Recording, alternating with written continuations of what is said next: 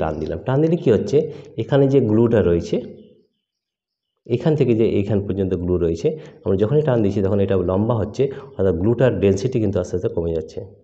বোঝা গেছে? তাহলে এই যখনই ডেন্সিটি কমে যাচ্ছে, এই গ্লুর যে মলিকুল সেগুলো আস্তে আস্তে কম হয়ে যাচ্ছে। আমরা যত এটাকে টানছি আস্তে আস্তে আস্তে কমে যাচ্ছে।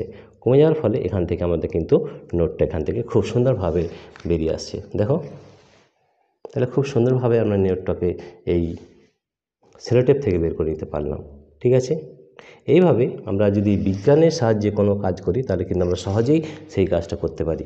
আমরা দেখো 10 টাকার নোট কোনোভাবেই কিন্তু ওখান থেকে বের করতে পারলাম না। ঠিক আছে?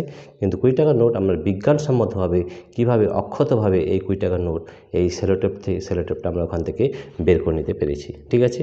প্রিয় শিক্ষার্থী বন্ধুরা, তোমাদের যদি এই ভিডিওটি ভালো লেগে থাকে তাহলে প্লিজ সাবস্ক্রাইব, লাইক ও শেয়ার করবে। Thank you everybody for watching this video.